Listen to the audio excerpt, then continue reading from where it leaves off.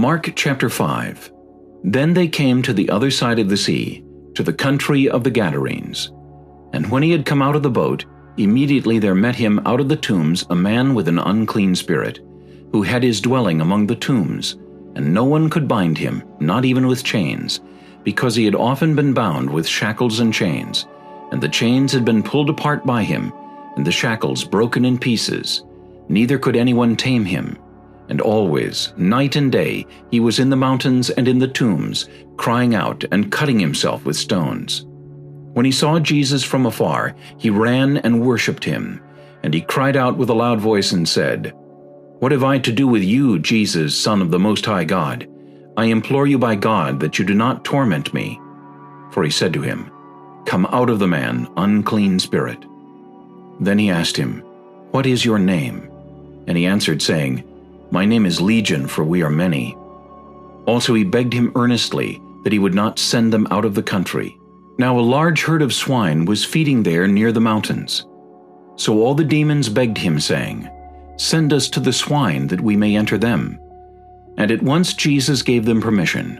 Then the unclean spirits went out and entered the swine. There were about 2,000. And the herd ran violently down the steep place into the sea, and drowned in the sea. So those who fed the swine fled, and they told it in the city and in the country. And they went out to see what it was that had happened. Then they came to Jesus, and saw the one who had been demon-possessed, and had the legion, sitting and clothed and in his right mind. And they were afraid.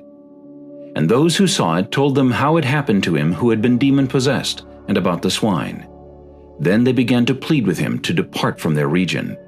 And when he got into the boat, he who had been demon-possessed begged him that he might be with him.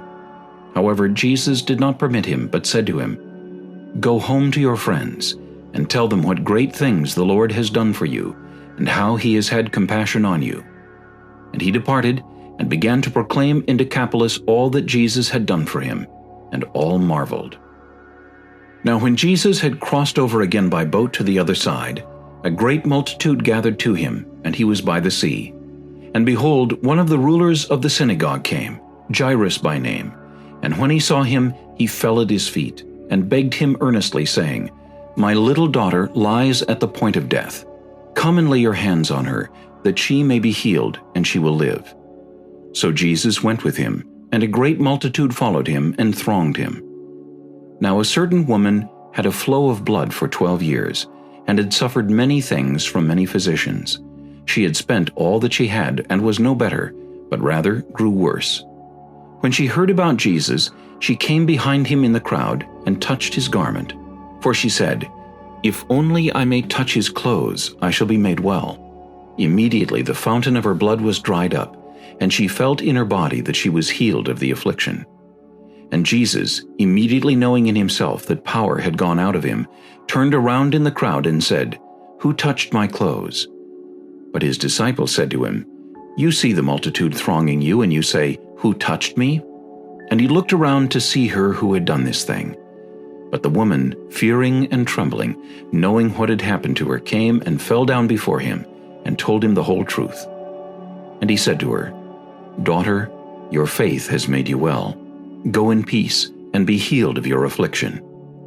While he was still speaking, some came from the ruler of the synagogue's house, who said, "Your daughter is dead. Why trouble the teacher any further?" As soon as Jesus heard the word that was spoken, he said to the ruler of the synagogue, "Do not be afraid, only believe."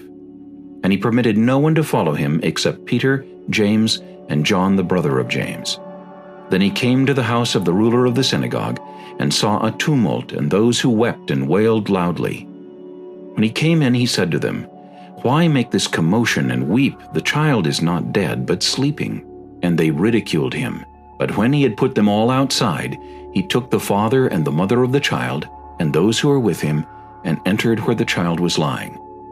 Then he took the child by the hand, and said to her, "Talitha cumi," which is translated, "Little girl, I say to you, arise." Immediately the girl arose and walked, for she was 12 years of age, and they were overcome with great amazement. But he commanded them strictly that no one should know it, and said that something should be given her to eat.